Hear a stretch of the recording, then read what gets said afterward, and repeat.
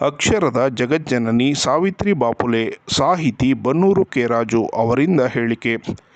British ಭಾರತದಲ್ಲಿ ಶತಮಾನಗಳ ಹಿಂದೆಯೇ ಮೌಢ್ಯಗಳ ಆಚರಣೆಯಿಂದ ಅಂಧಕಾರವೇ ತುಂಬಿದ್ದ ಜಾತಿ, ಮತ, ಪಂಥ, ಧರ್ಮಗಳ ಹಾಗೂ ಅಸಮಾನತೆಯ ಪುರುಷ ಪ್ರಧಾನ ಸಮಾಜದಲ್ಲಿ ಶೋಷಣೆಯ ಅಗ್ನಿಯಲ್ಲಿ ತಾನು ಉರಿದು ಬೆಂದರೂ ಸಹ ತನ್ನ ಸ್ತ್ರೀಕುಲದ ಉದ್ಧಾರಕ್ಕಾಗಿ ತಮ್ಮ ಧೀಶಕ್ತಿಯಿಂದ ಅದೇ ಅಗ್ನಿಯಲ್ಲಿ ಉರಿದು ಬೂದಿಯಾಗದೆ ಬೆಳಕಾಗಿ ಶತಮಾನಗಳ ಹಿಂದೆಯೇ ಅಕ್ಷರ ವಂಚಿತರ ಎದೆಯಲ್ಲಿ ಅಕ್ಷರದ ಬೀಜ ಬಿತ್ತಿ ಶೋಷಿತರ ಮತ್ತು ಮಹಿಳೆಯರ ಶಿಕ್ಷಣಕ್ಕೆ ಮುನ್ನುಡಿ ಬರೆದವರು ಅಕ್ಷರದ ಜಗಜ್ಜನನಿ ಸಾವಿತ್ರಿಬಾಯಿ ಫುಲೆ ಎಂದು ಖ್ಯಾತ ಸಾಹಿತಿ ಬನ್ನೂರು ಕೆ. ರಾಜುರವರು ಗುಣಗಾನ ಮಾಡಿದರು.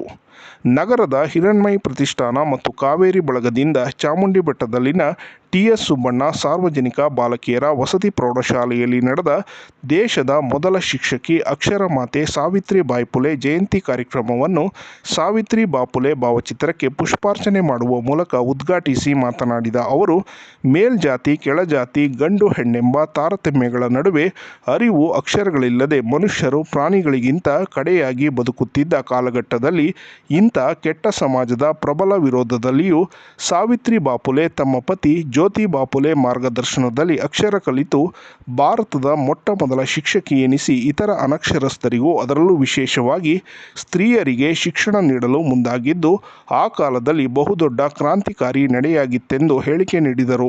ಇದೇ ಸಂದರ್ಭದಲ್ಲಿ ಸಾವಿತ್ರಿಬಾಯಿ ಫುಲೆ ಹೆಸರಿನಲ್ಲಿ ವಿವಿಧ ಸ್ಪರ್ಧೆಯಲ್ಲಿ ವಿಜೇತರಾದ ವಿದ್ಯಾರ್ಥಿಗಳಾದ ಎಚ್.ಎಸ್. ವರ್ಷಿಣಿ, ಬಿಂದುಶ್ರೀ, ನೇತ್ರಾವತಿ, ಲತಾ ಪರಮೇಶ್ವರಿ, ಶ್ರೀದೇವಿ, ವೈಷ್ಣವಿ, ಎನ್. ಜನನಿ, ಸಂಜನಾ ಹಾಗೂ ಅಶ್ವಿನಿ ಅವರುಗಳಿಗೆ ಕಾವೇರಿ ಬಳಗದ ಅಧ್ಯಕ್ಷೆ ಎನ್. ಕೆ. ಕಾವೇರಮ್ಮ ಅವರು ಬಹುಮಾನ ವಿತರಿಸಿ ಗೌರವಿಸಿದರು. ಇದೇ ವೇಳೆ ಶಾಲೆಯ ಸರ್ವತೋಮುಖ ಅಭಿವೃದ್ಧಿಗೆ ಪ್ರಾಮಾಣಿಕವಾಗಿ ಶ್ರಮಿಸುತ್ತಿರುವ ಶಾಲೆಯ ಕ್ರಿಯಾಶೀಲ ಮುಖ್ಯ ಶಿಕ್ಷಕ ಡಿ. ಕೃಷ್ಣಮೂರ್ತಿ ಅವರನ್ನು ಸನ್ಮಾನಿಸಲಾಯಿತು.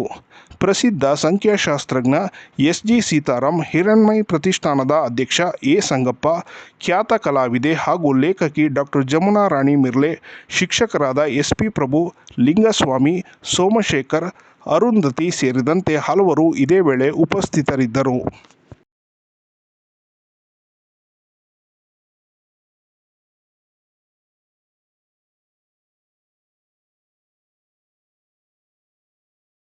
ಎಲ್ಲ ವಿಚಾರಗಳನ್ನು ತಿಳ್ಕೊಂಡು ನಿಮಗೆ ಯಾವ ಮಾರ್ಗದಲ್ಲಿ ತುಂಬ ಆಸಕ್ತಿ ಇದೆಯೋ ಆ ಮಾರ್ಗದಲ್ಲಿ ನೀವು ಖಂಡಿತವಾಗ್ಲೂ ತುಂಬ ಒಳ್ಳೆಯ ವ್ಯಕ್ತಿಯಾಗಿ ನಿಮ್ಮನ್ನು ನೀವು ರೂಪುಗೊಳಿಸ್ಕೋಬೋದು ಹಾಗೆ ಅಂತ ಹೇಳಿ ಭಾವಿಸ್ತೀನಿ.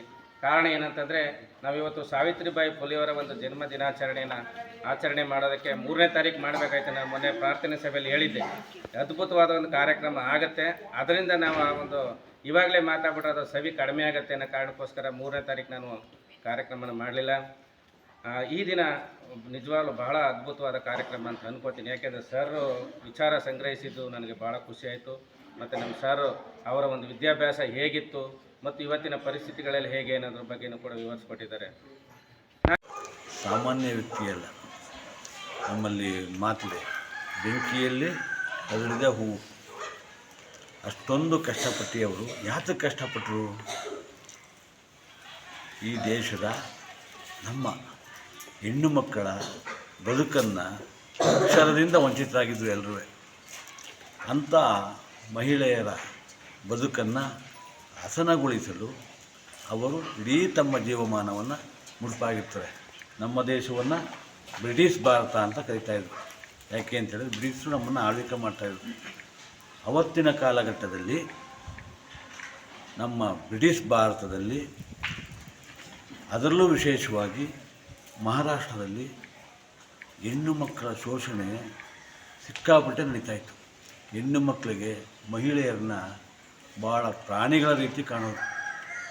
ಶೋಷಿತರನ್ನ, ದಲಿತರನ್ನ, ದೀನದಲಿತರನ್ನ ಇವೆಲ್ಲರಿಗೂ ಕಿಂಚಿತ್ತು ಮರ್ಯಾದೆ ಕೊಡದೆ ಅವರ ಬದುಕನ್ನು ಕಿತ್ಕೊಂಡ್ಬಿಟ್ಟಿದ್ರು. ಸುಂದರವಾದ ಬದುಕನ್ನು ಕಿತ್ಕೊಂಡ್ಬಿಟ್ಟಿದ್ರು. ಅಂಥ ಕಾಲಘಟ್ಟದಲ್ಲಿ ಸಾವಿತ್ರಿಬಾಯಿ ಫುಲೆಯವರು, ಅವ್ರಿಗೂ ಕೂಡ ವಿದ್ಯಾಭ್ಯಾಸ ಇರಲಿಲ್ಲ. ಅವರು 9ನೇ ತರಗತಿ ಓದ್ತಾ ಇದ್ದಾಗಲೇ ಅವ್ರಿಗೆ ಮದುವೆ ಆಗುತ್ತೆ. ಯಾರ ಜೊತೆ? ಮಹಾತ್ಮ ಜ್ಯೋತಿಬಾ ಫುಲೆ ಜೊತೆ. ಆ ಮಹಿಳೆಯರಿಗೆ ಶಿಕ್ಷಣ ಸಿಗಬೇಕು, ಶಿಕ್ಷಣದಿಂದ ಅವರು ಜ್ಞಾನವನ್ನು ಪಡ್ಕೋಬೇಕು ಅಂದ್ಬಿಟ್ಟು ಅವ್ರು ಏನು ಮಾಡ್ತಾರೆ ಅಂತ ಹೇಳಿದ್ರೆ, ಸ್ವತಃ ಅವರೇ ಶಾಲೆ ತೆರೀತಾರೆ. ಜ್ಯೋತಿಬಾ ಫುಲೆ ಮತ್ತು ಸಾವಿತ್ರಿಬಾಯಿ ಫುಲೆ ದಂಪತಿಗಳಿಬ್ಬರೂ ಸೇರಿಕೊಂಡು ಸ್ವತಃ ಶಾಲೆ ತೆರೀತಾರೆ. ಅದಕ್ಕೆ ಜ್ಯೋತಿಬಾ ಫುಲೆ ಅವರು ತಮ್ಮ ಶ್ರೀಮತಿಗೆ ಎಲ್ಲ ರೀತಿಯ ಸಹಕಾರವನ್ನು ಕೊಡ್ತಾರೆ. ಒಟ್ಟು ಅವರು ಹಂತ ಹಂತವಾಗಿ 18 ಶಾಲೆಗಳನ್ನ ಅವತ್ತಿನ ಕಾಲದಲ್ಲೇ ತೆರೀತಾರೆ. ಇವತ್ತಿದೆಯಲ್ಲ ಈ ಶಾಲೆ, ಇವೆಲ್ಲವೂ ಸಾವಿತ್ರಿಬಾಯಿ ಫುಲೆ ಅವರ ಕಾನ್ಸೆಪ್ಟು. ಅವರ ಗಾಂಧಿ ಕೂಡ ಅವರಿಂದ ಪ್ರಭಾವಿತರಾಗಿದ್ದರು, ಅಂಬೇಡ್ಕರ್ ಅವರು ಕೂಡ. ನೋಡಿ, ನಮ್ಮಲ್ಲಿ ಸತ್ಯ ಅನ್ನೋದಿದೆಯಲ್ಲ, ನಾವು ಎಷ್ಟೇ ಬಚ್ಚಿಟ್ಬಿಟ್ರೂ ಬೆಂಕಿ ಇದ್ದಾಗೆ, ಬೆಂಕಿ ಇದ್ದಾಗೆ. ಸಾವಿತ್ರಿಬಾಯಿ ಫುಲೆ ಅವ್ರನ್ನ, ಅವರ ಚರಿತ್ರೆಯನ್ನು ನಮ್ಮ ಸಂಪ್ರದಾಯವಾದಿಗಳು ಊತಿಟ್ಬಿಟ್ಟಿದ್ರು, ಮರೆಮಾಚಿಬಿಟ್ಟಿದ್ರು. ಅದು ಬೆಳಕಿಗೆ ಬಂದಿದ್ದು ಅಂಬೇಡ್ಕರ್ ಅವರಿಂದ. ಅಂಬೇಡ್ಕರ್ ಅವರು ಹಲವಾರು ಲೇಖನಗಳನ್ನ ಬರೀತಾರೆ ಅವ್ರನ್ನ. ಹಾಗಾಗಿ ಸಾವಿತ್ರಿಬಾಯಿ ಫುಲೆ ಅವರ ಊತಿಟ್ಟ ಚರಿತ್ರೆ ಹೊರಗೆ ಬರ್ತದೆ. ಬೆಂಕಿನೇ ಹಾಗೆ, ಎಷ್ಟು ದಿನ ಬಚ್ಚಿಡ್ಲಿಕ್ಕಾಗತ್ತೆ?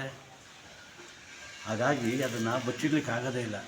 ಅದು ಯಾರು ಬಚ್ಚಿಟ್ಕೊಂಡಿದ್ರೋ ಅವ್ರನ್ನ ಸುಟಾಕೊಂಡು ಬೆಳಕಾಗಿ ಬರಬೇಕು ಪ್ರಪಂಚಕ್ಕೆ. ಇವಳಿಗೆ ಸಾವಿತ್ರಿಬಾಯಿ ಫುಲೆಗಿತ್ತಲ್ಲ, ವಿದ್ಯಾಭ್ಯಾಸದ ಬಗ್ಗೆ ಇದ್ದಂಥ ಆಸಕ್ತಿನ ಕಂಡು ಅವರು ಅರ್ಧಂಬರ್ಧ ಓದಿ ಬಿಟ್ಬಿಟ್ಟಿರ್ತಾರೆ. ಜ್ಯೋತಿಬಾ ಫುಲೆ ಅವರು ಕೂಡ ಮಹಾತ್ಮ. ಇವ್ರಿಗೆ ಆಸಕ್ತಿಯಿಂದ ವಿದ್ಯೆಯನ್ನು ಕಲಿಸ್ತಾರೆ. ಕಲಿತಾ ನಮ್ಮಲ್ಲೊಂದು ಮಾತಿದೆ, ಹೆಣ್ಣೊಂದು ಕಲಿತರೆ ಶಾಲೆ ಕಲಿತಾರೆ. ಸಾವಿತ್ರಿಬಾಯಿ ಫುಲೆ ಯಾವಾಗ ವಿದ್ಯಾವಂತೆ ಆದ ನಂತರ ನನ್ನ ಹಾಗೆ ಇಡೀ ಸ್ತ್ರೀ ಕುಲ, ಮಹಿಳಾ ಕುಲ ವಿದ್ಯಾವಂತರಾಗಬೇಕು. ಅವತ್ತು ಅಕ್ಷರ ವಂಚಿತರು, ಅದರಲ್ಲೂ ಮಹಿಳೆಯರು ವಿದ್ಯಾಭ್ಯಾಸ ಮಾಡೋದು ಮಹಾಪಾಪ ಅಂತಕ್ಕಂಥ ಸಂಪ್ರದಾಯ ಹುಟ್ಟಾಕ್ಬಿಟ್ಟಿದ್ರು. ಅವತ್ತು ನಮ್ಮ ದೇಶದಲ್ಲಿ ಸ್ತ್ರೀ ಶಿಕ್ಷಣ ವ್ಯವಸ್ಥೆನೇ ಇರಲಿಲ್ಲ. ಓದೋಗಿಲ್ಲ ಅವರು, ಯಾವುದೇ ಜಾತಿಯಾಗಿರಲಿ. ಬರೀ ಶೋಷಿತರಷ್ಟೇ ಅಲ್ಲ, ಓದೋ ಹಾಗೇ ಇಲ್ಲ. ಅವರು ಮನೆಯಲ್ಲಿ ಕೆಲಸ ಮಾಡ್ಕೊಂಡು ಮುಸುರೆ ತಿಕ್ಕೊಂಡು ಇರಬೇಕಾಗಿತ್ತು. ಇವತ್ತು ಆ ತಾಯಿ, ಅದಕ್ಕೇ ಅವರ ಅಕ್ಷರದ ಅವ್ವ ಅಂತಾರೆ. ಬರೀ ಅವ್ವ ಅಷ್ಟೇ ಅಲ್ಲ, ಜಗಜ್ಜನನಿ, ದೇವರಿದ್ದ ಹಾಗೆ ಅವರು. ಅದಕ್ಕೇ ಅವ್ರನ್ನ ಅಕ್ಷರದ ಜಗಜ್ಜನನಿ ಅಂತ ಕರೀತಾರೆ. ಜಗಜ್ಜನನಿ, ಜಗತ್ತಿಗೆ ತಾಯಿಯವರು. ಅಂಥ ತಾಯಿಯ ಜಯಂತಿಯನ್ನು ಇವತ್ತು ನಿಮ್ಮ ಶಾಲೆಯಲ್ಲಿ ಮಾಡ್ತಾಯಿದ್ದೀರಾ. ಹಾಗಾಗಿ ನಿಮ್ಮೆಲ್ಲರಿಗೂ ಆ ಮಹಾತಾಯಿ ಒಳ್ಳೆಯದನ್ನು ಮಾಡಲಿ, ನಿಮಗೆ ಒಳ್ಳೆಯ ಭವಿಷ್ಯ ಸಿಗಲಿ. ಶಿಕ್ಷಣದಿಂದ ನೀವೆಲ್ಲ ನಿಮ್ಮ ಭವಿಷ್ಯವನ್ನು ಉಜ್ವಲವಾಗಿ ಕಟ್ಕೊಳ್ಳಿ ಅಂತಕ್ಕಂಥ ಮಾತನ್ನು ಹೇಳ್ತಾ ನನ್ನ ಎರಡು ಮಾತುಗಳನ್ನು ಮುಕ್ತಾಯ ಮಾಡ್ತೇನೆ. ಎಲ್ಲರಿಗೂ ನಮಸ್ಕಾರ.